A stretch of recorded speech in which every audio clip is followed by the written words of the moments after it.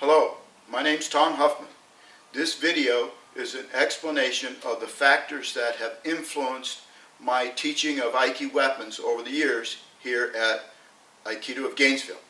When I started at Sunset Cliffs in 1986, the weapons teaching was slow and deliberate and very stylized, following almost exactly how Saito Sensei taught.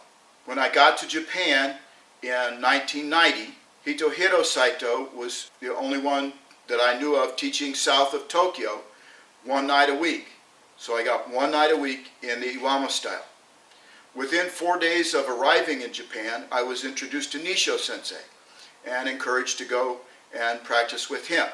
I found that Nisho Sensei taught in a different place every night of the week, so I followed him and practiced with him or his senior students, and I would get 4 or 5 nights a week with Nisho style. The atmosphere in the Nisho style dojos was very different from the Iwama dojo. People had been with him for 10, 20, 30, and a few of them for 40 years. So things went much faster.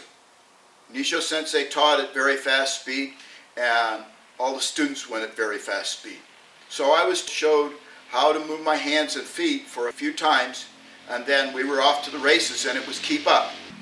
When I arrived here in Gainesville in 1997, after I retired, I taught at the University of Florida Aiki Weapons in slow and deliberate, just like Saito Sensei.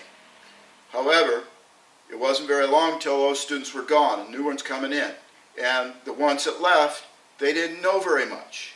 So I learned to ramp the speed up. It wasn't very long until I had people going at full speed.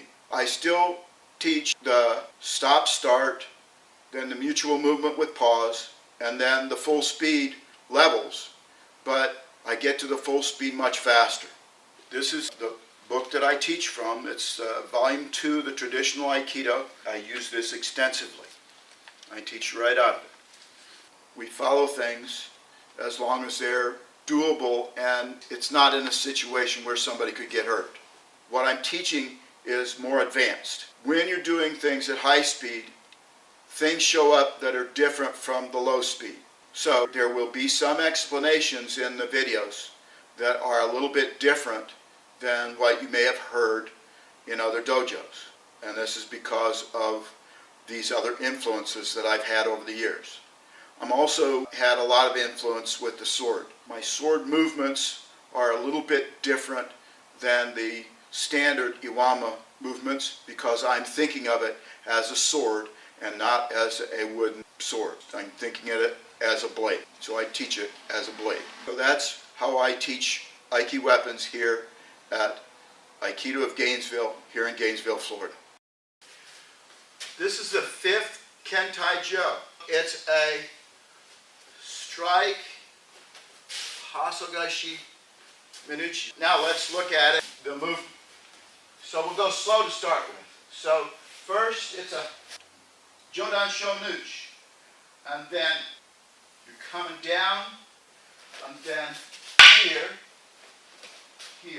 So let me show that again. It's a Minuchi, Gedan Gaishi, to a Hasogaishi, Minuchi.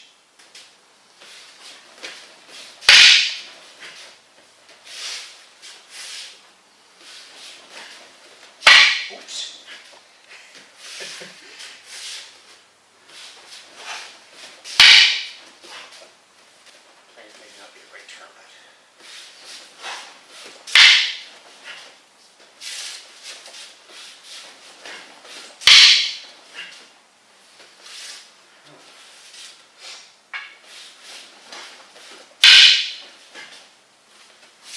So it has to be.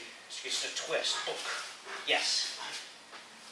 Now, in order to strike his sword, his boken, when it's going fast, you'll have to strike him down here about close to his hand.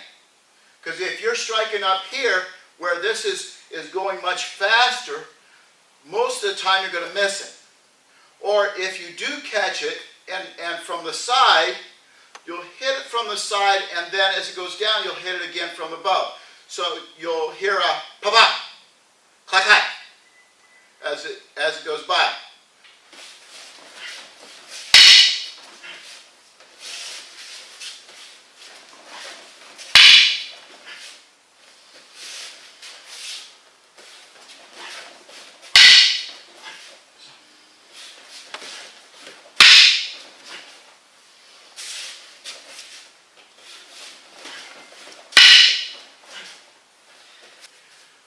This is the 5th Kentai Jo.